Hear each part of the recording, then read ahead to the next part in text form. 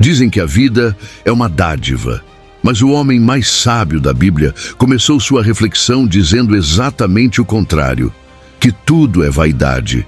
Imagine abrir um dos livros mais espirituais da história e dar de cara com um veredito que mais parece um desabafo de alguém à beira do colapso. Salomão, com toda a sua glória, poder e sabedoria, declara que tudo o que fazemos, buscamos e construímos é como vapor, escapa das mãos. Essa não é uma mensagem motivacional, mas é a mais honesta que você vai ouvir. O livro de Eclesiastes não tenta nos animar, ele tenta nos acordar, porque só depois que tudo desaba é que a verdade aparece. Não é exatamente o que você espera de um livro bíblico, né? Mas é por isso que vale a pena continuar. Já se inscreve no canal, porque entender Eclesiastes é como destravar uma parte da vida que ninguém te explica. E a gente vai fazer isso juntos, verso por verso, sem floreio. As primeiras palavras do livro de Eclesiastes não acariciam o leitor. Elas o confrontam. Vaidade de vaidades, diz o pregador. Vaidade de vaidades, tudo é vaidade. Essa afirmação, presente logo no início do capítulo 1, no versículo 2, funciona como um soco silencioso na alma de quem lê. Mas a palavra vaidade, no hebraico original, é revel, que literalmente significa vapor ou sopro.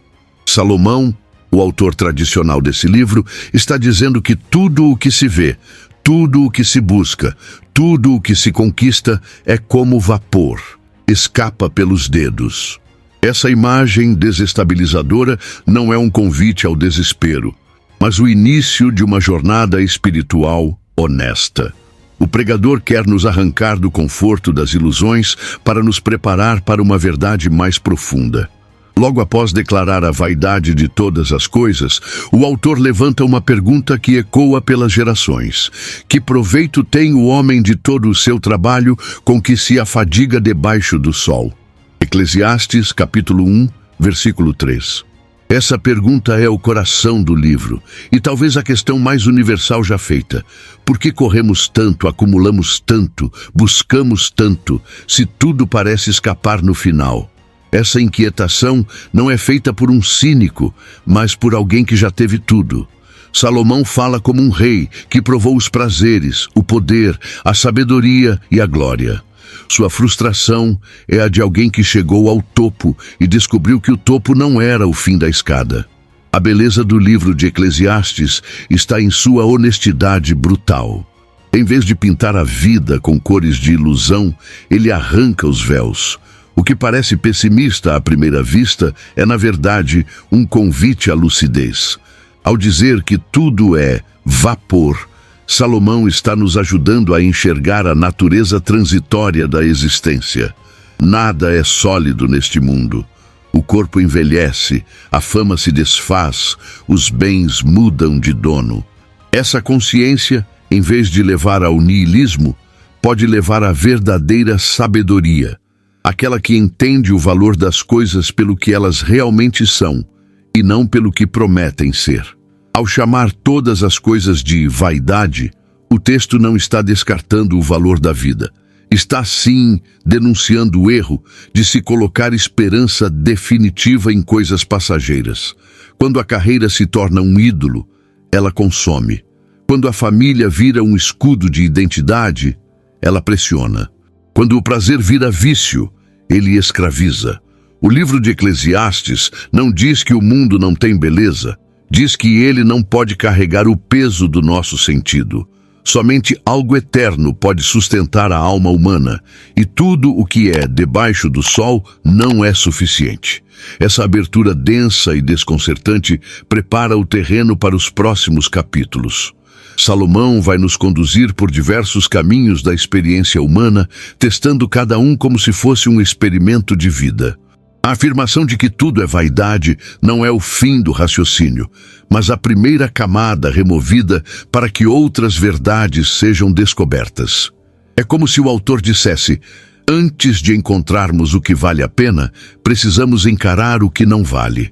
E essa coragem de confrontar a ilusão é o início da verdadeira sabedoria. Ao olhar para a natureza, Salomão vê nela não apenas beleza, mas uma repetição que beira o absurdo. Ele descreve o sol que nasce e se põe, o vento que gira em ciclos, os rios que correm para o mar e nunca o enchem. Eclesiastes capítulo 1, versículos 5 ao 7. O mundo parece uma engrenagem incansável, onde tudo continua a funcionar. Mas nada chega a um propósito definitivo. Essa imagem da criação, girando sem cessar, traz uma sensação de estagnação. Como se a vida fosse uma roda gigante, movimentada, mas sem destino. Essa percepção amplia a atenção da pergunta inicial: o que realmente muda sob o sol? O ciclo natural serve como espelho da vida humana. As gerações vêm e vão, mas o mundo permanece o mesmo. É como se a história humana estivesse presa em um padrão, onde novas pessoas vivem as mesmas experiências antigas, cometem os mesmos erros e buscam os mesmos sonhos. Essa repetição cansa. O versículo 8 declara: todas as coisas são canseiras, tal modo que ninguém o pode exprimir. Há um desgaste que não se resolve com férias ou descanso. É um cansaço existencial, enraizado na própria estrutura da vida. Essa reflexão confronta diretamente o ideal moderno de progresso contínuo. Vivemos em uma cultura que valoriza o novo, o avanço, a superação. Mas Eclesiastes aponta o paradoxo. Quanto mais as coisas mudam, mais elas permanecem iguais. As tecnologias evoluem, mas os dilemas interiores do ser humano continuam os mesmos. Ainda somos orgulhosos, vaidosos, famintos por significado e frágeis diante da morte. O pregador nos convida a perceber que a inovação externa não resolve o vazio interno. A repetição da natureza reflete a repetição do coração humano. A crítica de Salomão não é contra o movimento da vida, mas contra a ilusão de que esse movimento por si só nos salvará. Quando olhamos a criação apenas com os olhos naturais, ela se torna cansativa.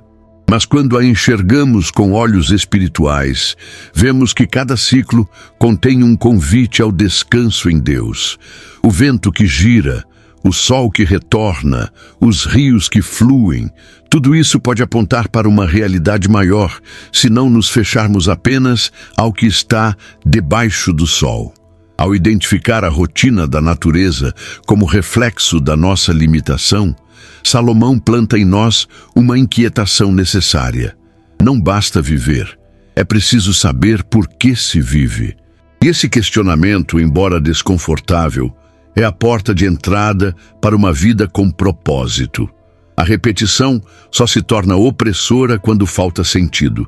E é esse sentido, perdido, esquecido ou mal compreendido, que o livro se propõe a buscar, não através de respostas prontas, mas de uma jornada honesta. Salomão, diferente de muitos, teve os recursos para testar todos os prazeres possíveis. Em Eclesiastes, capítulo 2, do versículo 1 ao 11, ele descreve sua jornada pessoal em busca de satisfação através do riso, do vinho, das grandes obras, dos jardins, dos servos, das riquezas e das mulheres. Nada foi poupado. Ele se entregou ao prazer como quem mergulha em uma piscina, mas emergiu da experiência com as mãos vazias. A conclusão é devastadora. Eis que tudo era vaidade e correr atrás do vento. Aqui, o prazer não é condenado, mas desmascarado. Ele é bom, mas insuficiente. É como se Salomão tivesse vivido o sonho de consumo de milhões e, ao final, percebesse que esse sonho era um pesadelo disfarçado. A alegria que o entretenimento oferece é efêmera. Os banquetes não saciam o espírito e o acúmulo de bens só aumenta a ansiedade. O coração humano tem um apetite que nenhum banquete terreno consegue satisfazer.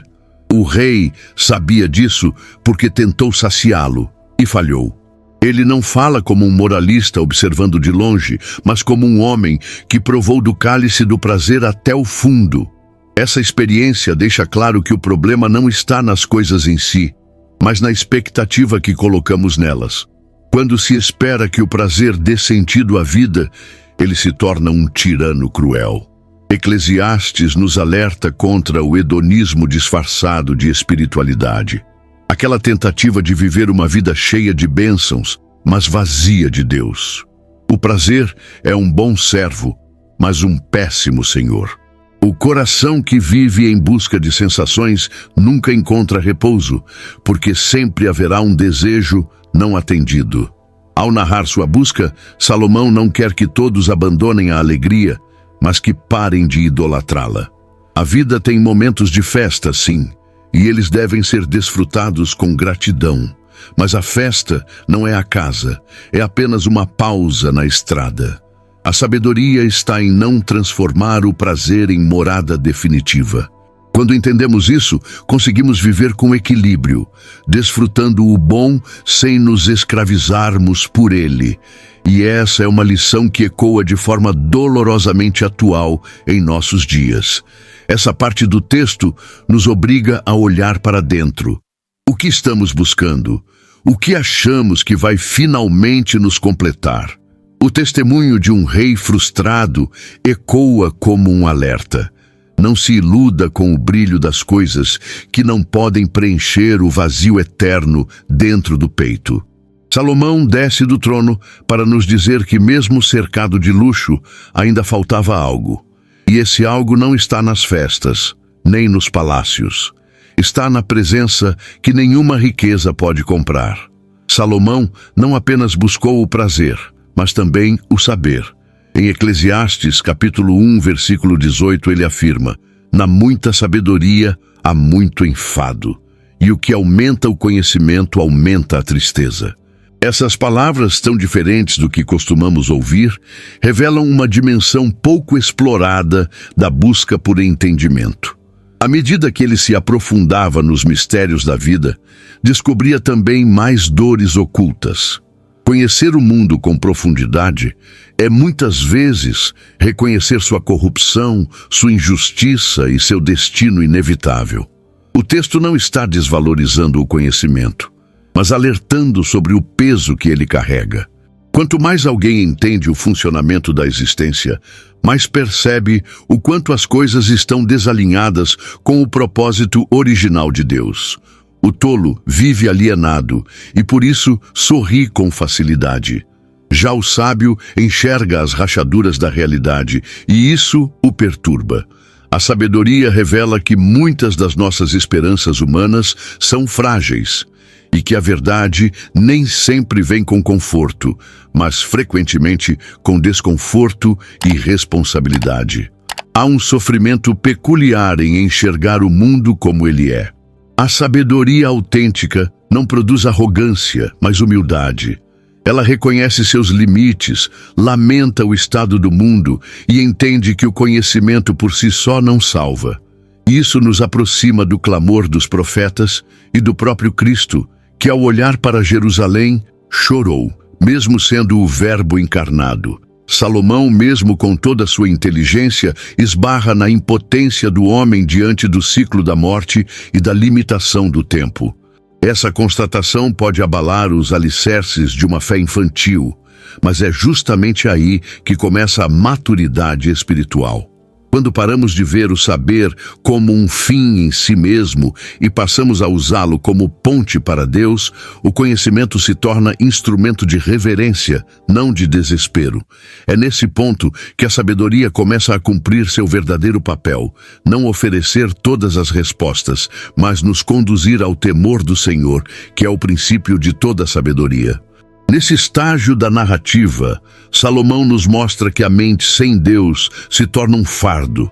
Ele deixa claro que pensar, questionar e aprender são caminhos legítimos, mas perigosos se isolados da fé.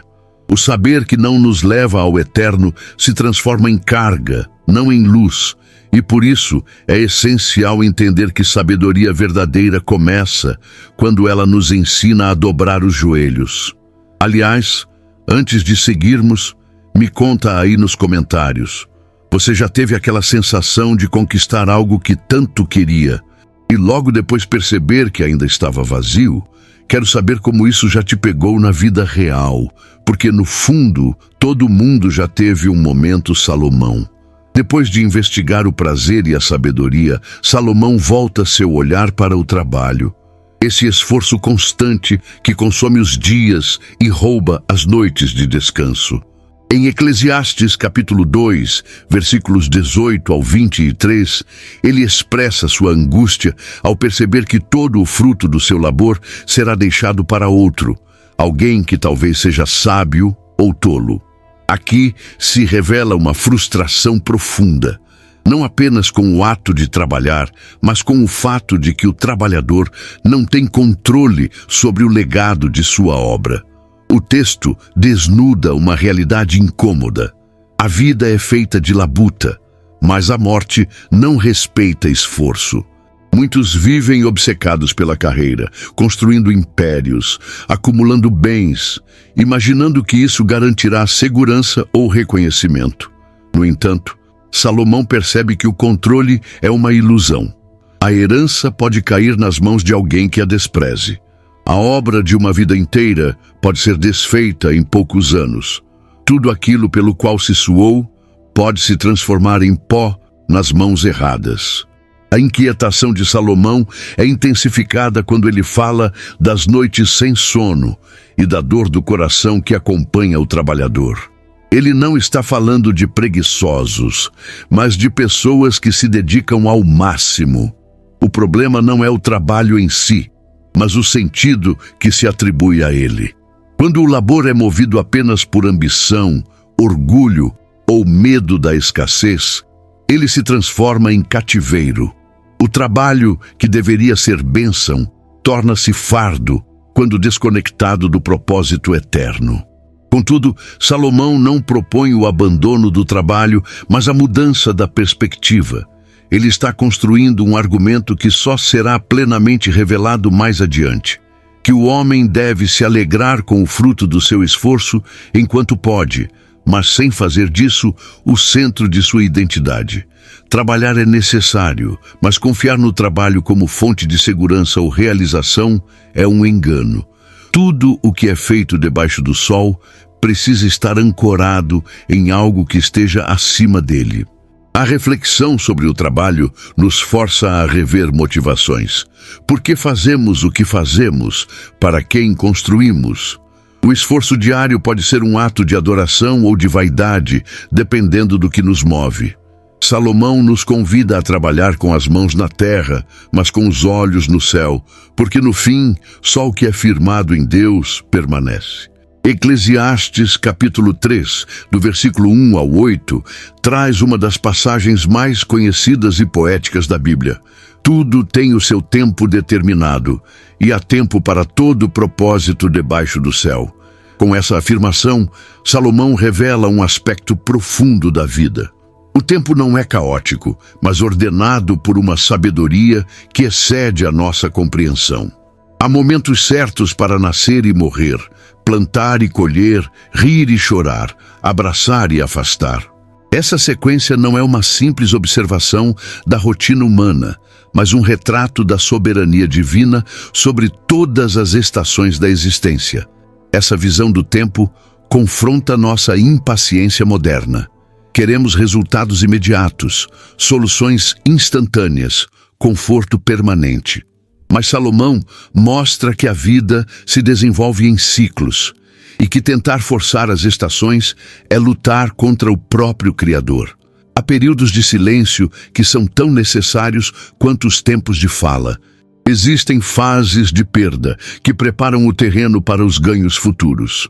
O tempo é pedagógico e quem se recusa a aprender com ele sofre mais do que o necessário. A beleza dessa passagem está em reconhecer que o tempo, embora imprevisível aos nossos olhos, está sob controle aos olhos de Deus. Ele não apenas vê o começo e o fim, ele os determina. Isso não significa que cada sofrimento é desejado por Deus, mas que ele é capaz de redimir cada estação. Não há tempo desperdiçado quando se vive com os olhos voltados para o eterno. Até o choro tem sua função e a dor seu propósito. O tempo debaixo do céu se torna sagrado quando se entende que ele reflete o tempo acima do céu. Essa perspectiva nos ensina a respeitar os ritmos da vida. Em vez de tentar apressar o que precisa maturar ou resistir ao que precisa partir, somos chamados a confiar no Autor do tempo. Não se trata de passividade, mas de sabedoria. Saber esperar é uma forma de fé. Aceitar os ciclos não é resignação, é discernimento espiritual. O descompasso entre nosso relógio e o de Deus é muitas vezes a origem das nossas frustrações. O texto nos convida a escutar a música do tempo com mais atenção. Cada estação da vida, mesmo a mais dolorosa, faz parte de uma composição maior. Quando paramos de lutar contra o tempo e começamos a aprender com ele, damos um passo em direção à paz. Salomão nos mostra que não há fase inútil, nem momento perdido. Tudo tem seu tempo. E quando esse tempo é vivido com fé, ele se torna semente de eternidade. No mesmo capítulo 3, versículo 11, Salomão lança uma das declarações mais profundas e enigmáticas de toda a Escritura. Deus fez tudo formoso no seu devido tempo. Também pôs a eternidade no coração do homem. Esta afirmação revela um dilema espiritual que atravessa a alma humana. Fomos criados com um senso de infinito, mas estamos presos ao tempo. Essa tensão gera inquietação. Por mais que tentemos nos contentar com o aqui e agora, há dentro de nós um chamado para algo que está além. O ser humano é o único entre as criaturas que olha para o céu e se pergunta sobre o propósito da existência. Os animais vivem seus ciclos sem questionamento. Já nós, mesmo rodeados de abundância, experimentamos o vazio. Essa eternidade no coração é a assinatura do Criador em nossa alma, um lembrete de que pertencemos a algo maior. Mas, ao mesmo tempo, vivemos esmagados pela finitude, pelas limitações do corpo, pelas perdas, pelo tempo que não para.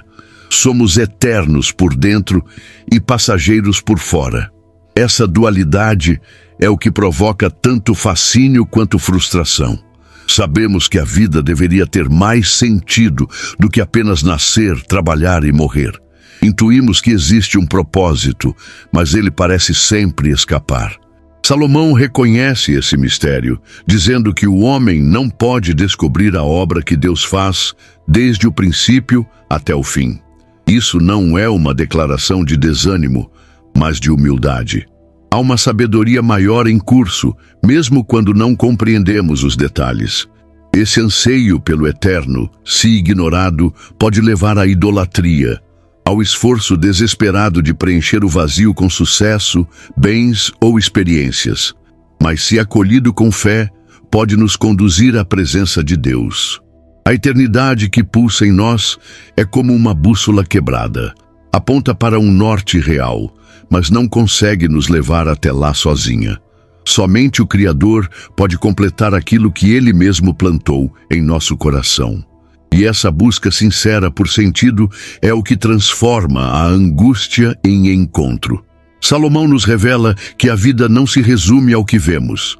Há algo eterno operando em meio ao transitório. Reconhecer isso muda nossa maneira de viver.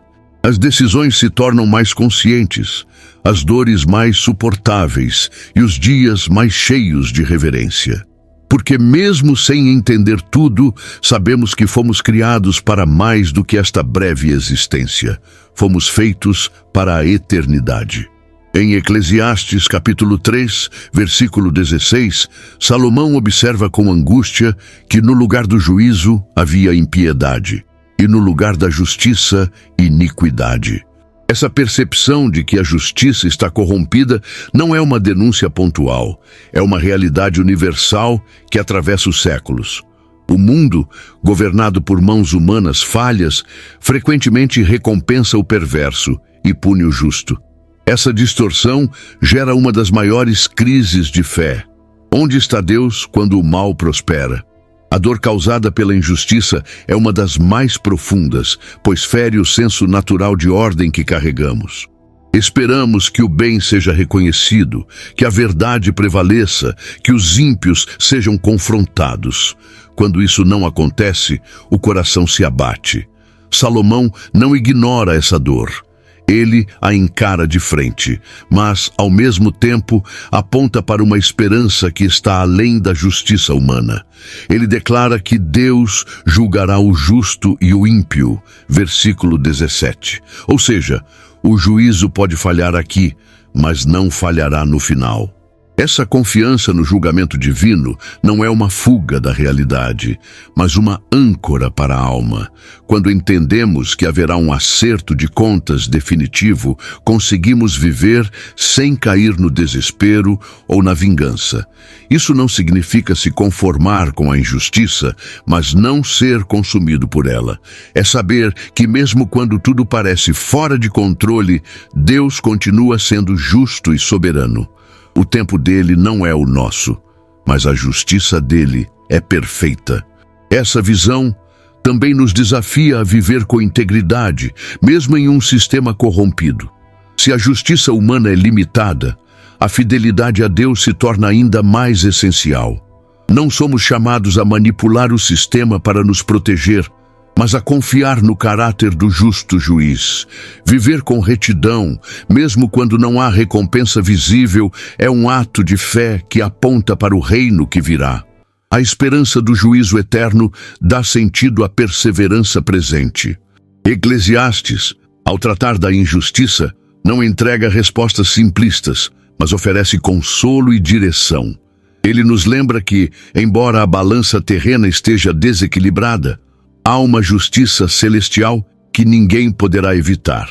E é essa certeza que fortalece o coração cansado, sustenta o oprimido e nos impede de nos tornarmos cínicos. A justiça pode tardar aqui, mas ela nunca falha diante do trono de Deus. No capítulo 4, versículo 8, Salomão desenha o retrato de um homem que trabalha incansavelmente, acumula riquezas, mas não tem ninguém com quem compartilhar.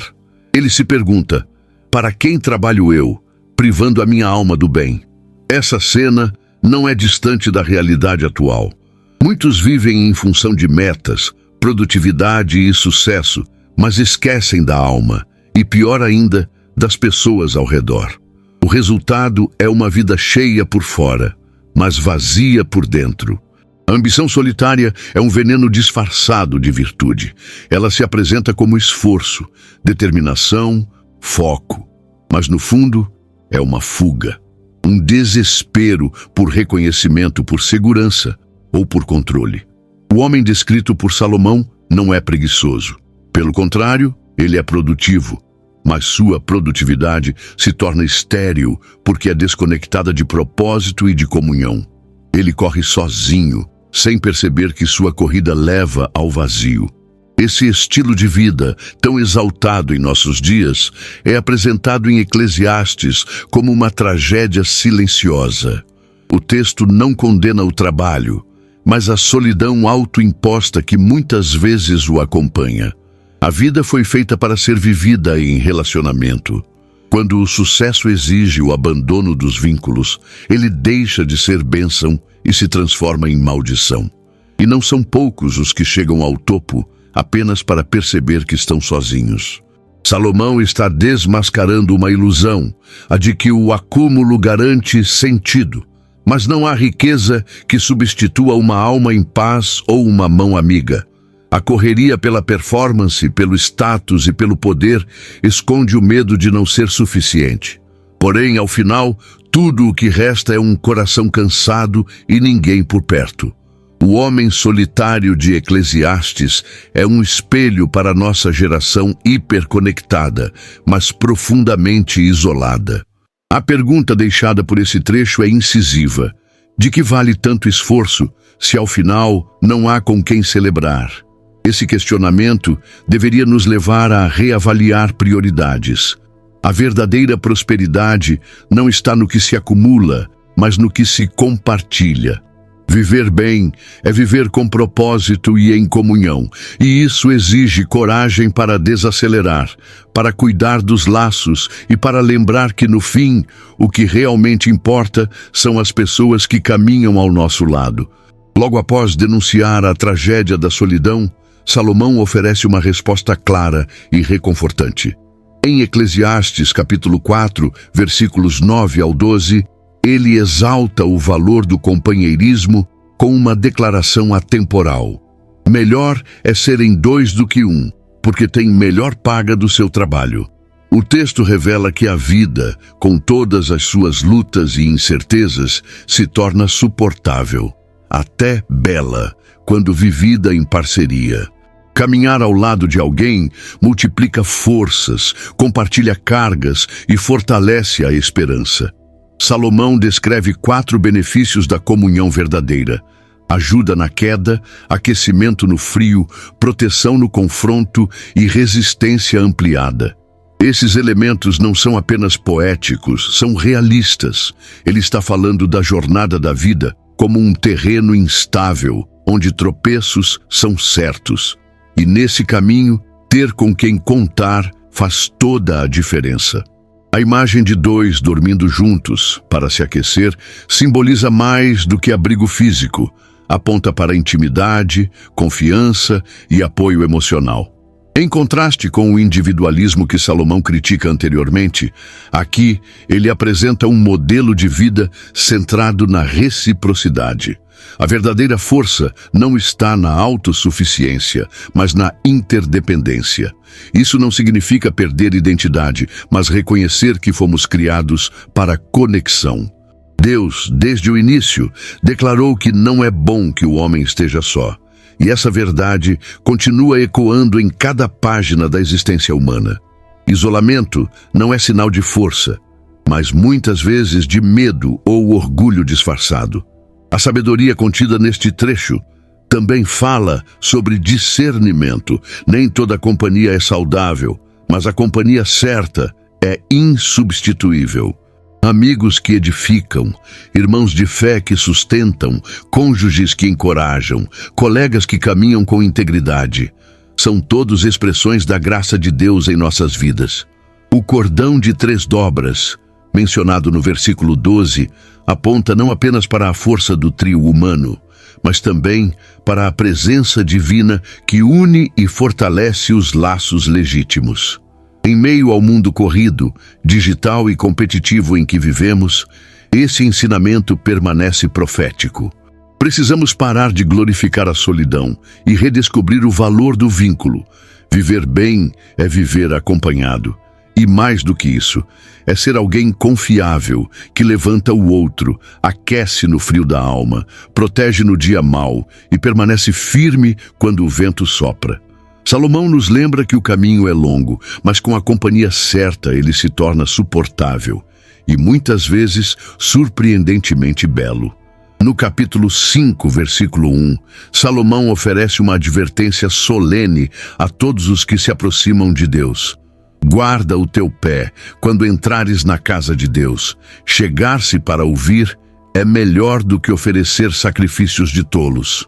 Aqui, o pregador não está falando contra o culto, mas contra uma espiritualidade superficial e barulhenta, onde muitas palavras substituem o verdadeiro temor. A reverência no templo é mais do que uma questão de postura, é uma disposição do coração. Há um contraste claro entre o falar apressado e o escutar reverente. Salomão está alertando contra o hábito de ir à presença de Deus com discursos prontos, promessas vazias e rituais automáticos. Muitas vezes nos aproximamos de Deus como se fôssemos impressioná-lo com nossos compromissos, votos ou teologias. Mas Ele não se impressiona com nossas palavras. O Senhor procura um coração quebrantado e ouvidos atentos, não uma boca cheia de juras que não serão cumpridas. Esse trecho também critica a leviandade nos votos.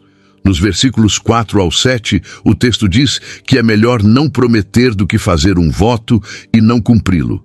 Deus leva a sério o que falamos diante dele. As palavras pronunciadas no altar têm peso eterno. Em um tempo onde tudo é dito com rapidez e pouca responsabilidade, essa exortação é um freio necessário. Deus não exige eloquência, mas verdade. Não quer discursos ensaiados, mas entrega sincera. A sabedoria do silêncio diante de Deus é revolucionária. Em vez de correr ao templo para falar, Salomão nos convida a ir para ouvir. O ouvir representa humildade, abertura, submissão. O silêncio no templo não é ausência de comunicação, é reverência ativa. É quando a alma se cala para que o espírito escute. Em um mundo saturado de vozes e ruídos, essa postura se torna um santuário interior, um espaço onde Deus pode, de fato, ser ouvido. Salomão resgata o valor do sagrado e nos chama a tratá-lo com o respeito que merece.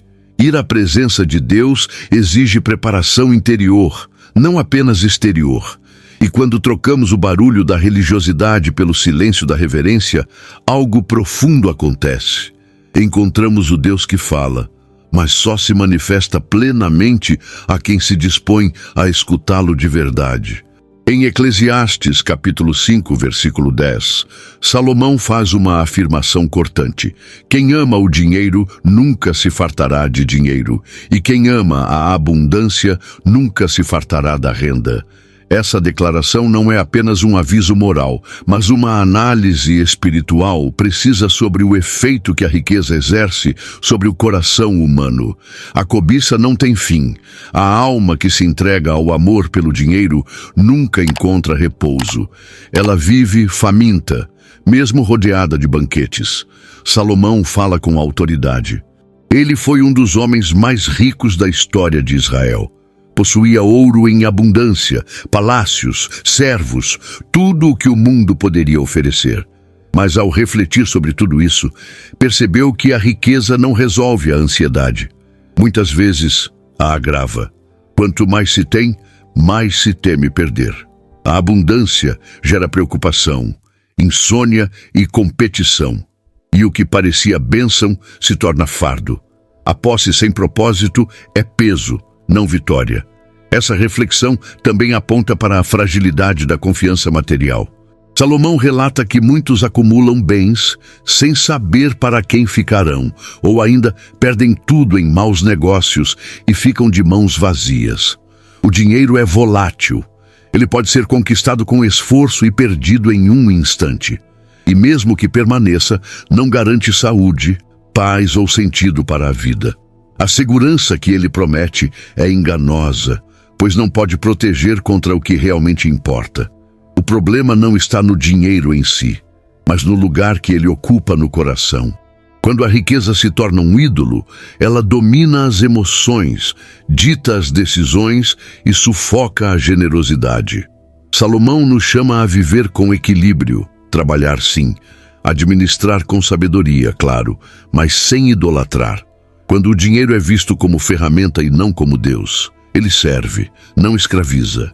E aí, o coração encontra liberdade. Este trecho de Eclesiastes desmascara a mentira de que mais é sempre melhor. A busca incessante por acúmulo só revela um vazio maior. Salomão nos convida a quebrar essa cadeia dourada e redescobrir a simplicidade.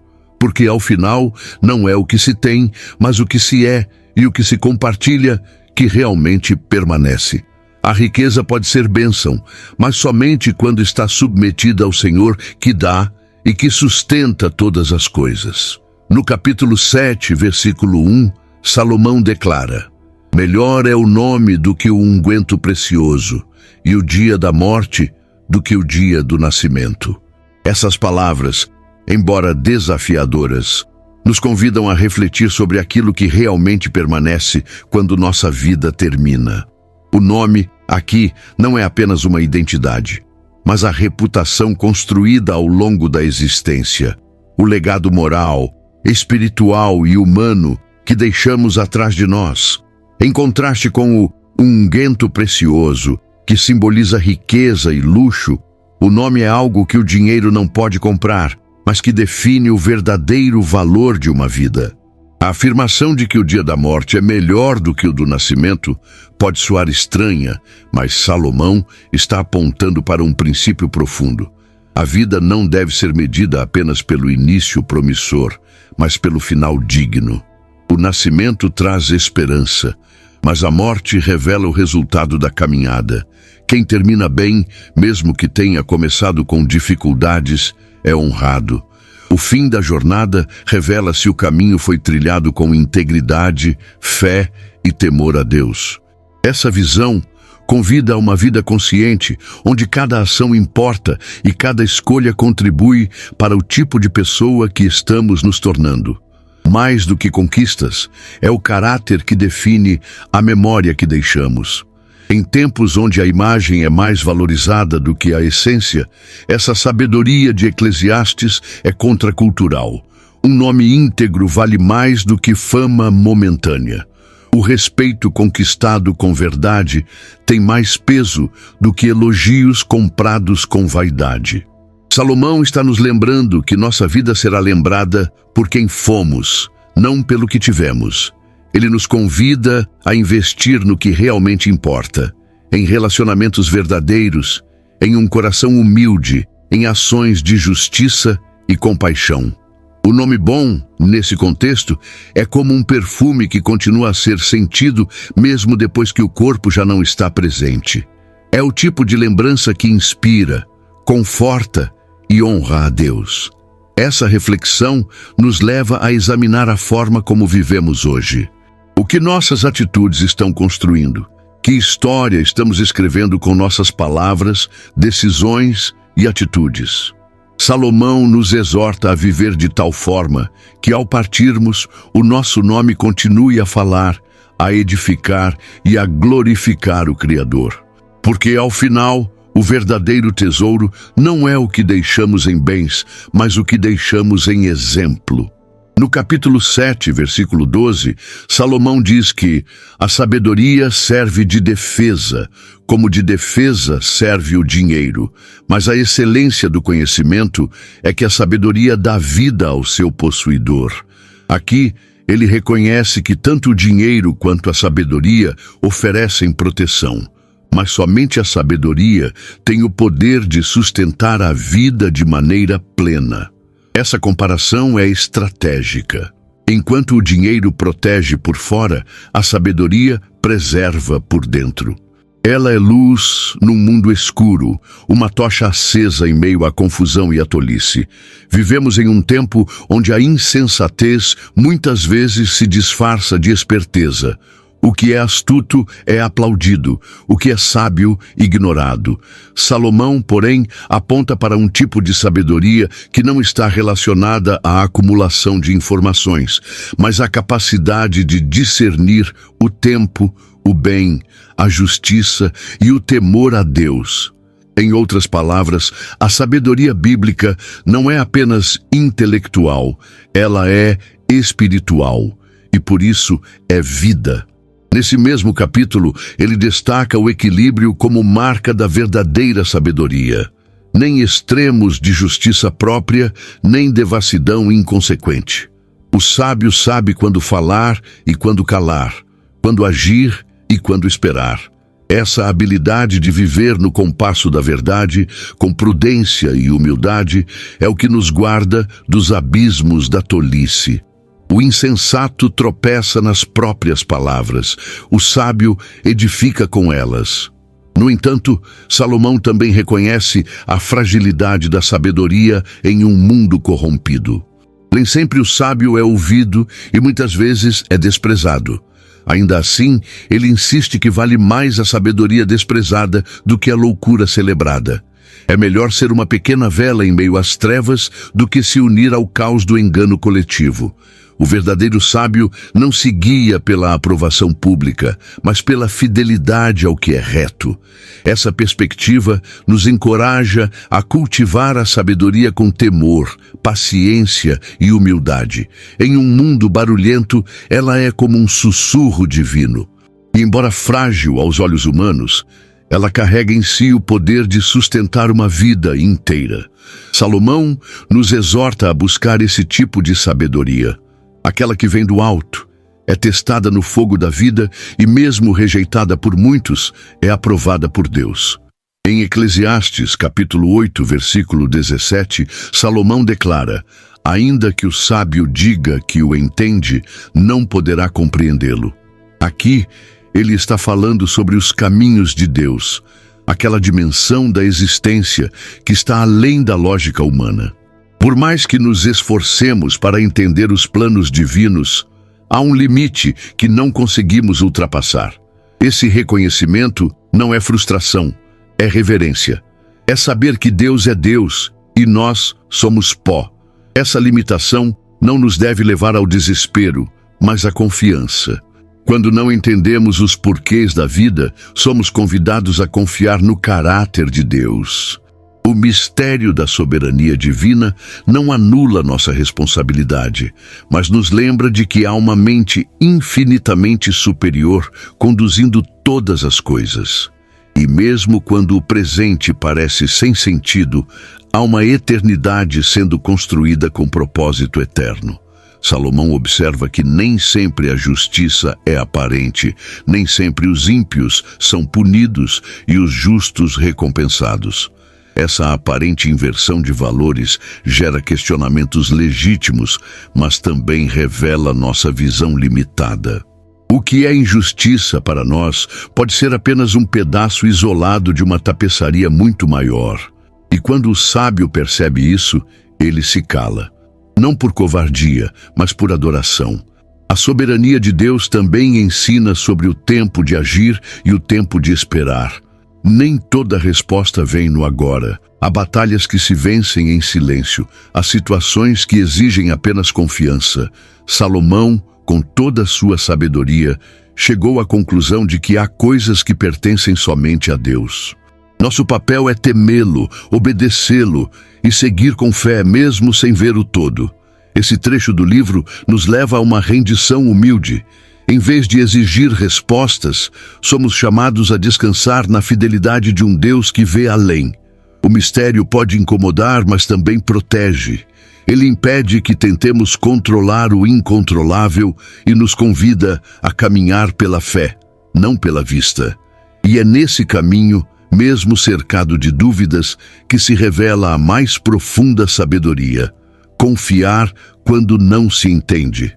Salomão, no capítulo 9, versículos 2 e 3, confronta a humanidade com uma das verdades mais desconfortáveis da vida. Tudo sucede igualmente a todos. Este é o mal que há em tudo quanto se faz debaixo do sol, que a todos sucede o mesmo. Nesse trecho, ele encara a morte como o grande nivelador. Não importa se alguém foi sábio ou tolo, justo ou ímpio, rico ou pobre. O fim é o mesmo. Essa constatação poderia levar ao desespero, mas nas mãos de Salomão torna-se um alerta para viver com sabedoria e urgência. A morte, segundo ele, não deve ser ignorada, mas considerada como parte integrante da existência. Ela tira nossas ilusões de controle e revela o que realmente importa.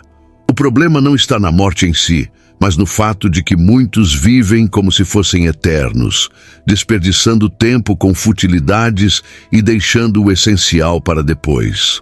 Quando se reconhece que a vida tem um limite, cada momento passa a ter mais peso, cada escolha mais significado. Ao mostrar que os sábios e os tolos têm o mesmo fim, Salomão não está desprezando a sabedoria.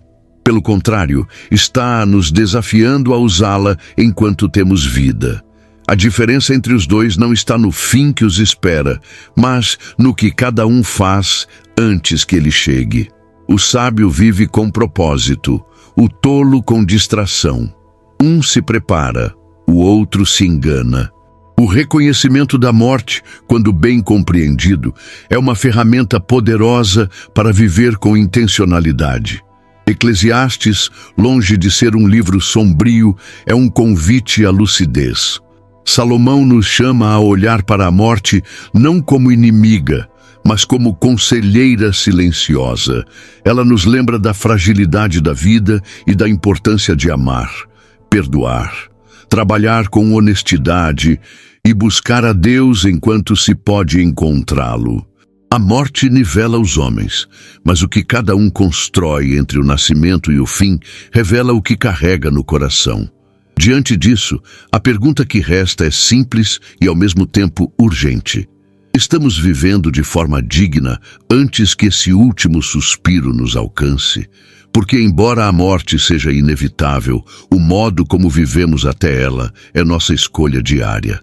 Salomão, com sua sabedoria afiada, nos convida a lembrar disso a cada amanhecer, pois quem vive como se fosse morrer, vive melhor. Depois de falar sobre a inevitabilidade da morte, Salomão surpreende ao fazer uma declaração cheia de leveza e beleza. Vai, pois, come com alegria o teu pão e bebe com coração contente o teu vinho. Eclesiastes capítulo 9, versículo 7.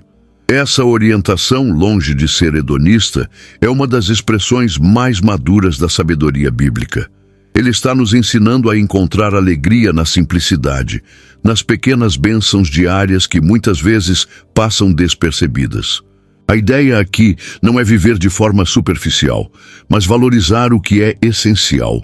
Salomão nos convida a desfrutar da comida com gratidão, da companhia com afeto, das vestes limpas e do perfume sobre a cabeça como sinais de que a vida, mesmo breve, pode ser bela. Não se trata de luxo, mas de celebração. O texto ensina que Deus já aprovou as obras do homem, ou seja, que ele se alegra quando vivemos de forma íntegra e contente, mesmo em um mundo marcado pela vaidade. Esse trecho também reforça a importância dos relacionamentos. Salomão fala sobre gozar a vida com a mulher que amas todos os dias da tua vaidade. Versículo 9. Ele está dizendo: aproveite as pessoas enquanto você as tem.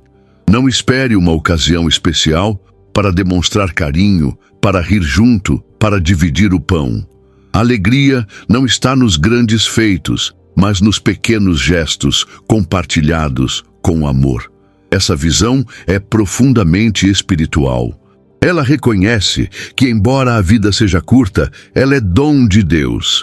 Aproveitar o momento presente com consciência e gratidão é uma forma de adoração. É dizer com atos simples que confiamos em Deus mesmo quando não entendemos tudo. Salomão não está pregando o descompromisso, mas a leveza que vem de saber que a vida não precisa ser perfeita para ser preciosa. No meio de um livro que lida com temas tão densos como a morte, a vaidade e a injustiça, esse chamado à alegria parece um raio de sol entre nuvens pesadas. Ele nos lembra que a sabedoria verdadeira sabe sorrir e que, mesmo debaixo do sol, podemos viver dias bons se aprendermos a reconhecer as mãos de Deus nos detalhes, no pão quente, no abraço sincero, no riso partilhado. Essa alegria, singela e sagrada, é um dom que só os sábios aprendem a desfrutar. Ao encerrar sua longa e profunda meditação, Salomão não deixa espaço para dúvidas sobre o que realmente importa. Em Eclesiastes capítulo 12, versículo 13, ele diz: de tudo o que se tem ouvido, a suma é: teme a Deus e guarda os seus mandamentos, porque isto é o dever de todo homem. Essa conclusão é como um farol firme em meio ao nevoeiro da existência. Depois de analisar o prazer, o trabalho, a sabedoria, o tempo e a morte, ele aponta o temor do Senhor como o único fundamento seguro. O temor aqui não é medo paralisante, mas reverência profunda. É a consciência de que Deus é soberano, justo e santo, e que toda vida será avaliada por Ele. Essa atitude não leva à culpa constante, mas a uma vida guiada por propósito. Quem teme a Deus vive com integridade, mesmo quando ninguém está olhando. Vive com humildade, reconhecendo seus limites. Vive com confiança, sabendo que está nas mãos daquele que vê o início, o meio e o fim. A guarda dos mandamentos não surge da obrigação legalista, mas de uma resposta amorosa. Salomão compreende que, em um mundo marcado pela vaidade, obedecer a Deus é caminhar contra a corrente. É rejeitar a superficialidade e abraçar o eterno. Os mandamentos de Deus são trilhas seguras em um terreno instável. Eles protegem o coração, orientam os passos e alinham o espírito ao ritmo do Criador. Ao declarar que Deus há de trazer a juízo toda obra, o autor encerra seu livro com um lembrete sério, mas libertador. Nada passa despercebido aos olhos divinos. As pequenas ações, as intenções escondidas, os pensamentos não expressos, tudo será revelado. Essa verdade nos desperta, mas também nos consola. O mal não terá a última palavra, e o bem não será esquecido. Deus é justo, e sua justiça é perfeita. Salomão encerra com sabedoria o que começou com inquietação. A vida é sim vapor, mas quando vivida no temor do Senhor, esse vapor se transforma em incenso que sobe ao céu. O sentido da vida não está em entender tudo, mas em confiar naquele que governa tudo. Temer a Deus e andar em seus caminhos é, no fim das contas, o que transforma a vaidade em eternidade. E essa é a verdade que sustenta o sábio, consola o aflito e guia o peregrino. A essa altura da vida, a gente já viu e viveu muita coisa, e justamente por isso, valoriza o que é verdadeiro. Então inscreva-se no canal para continuar refletindo com profundidade sobre temas que realmente importam. E aproveite para compartilhar com alguém que você sabe que vai entender cada palavra.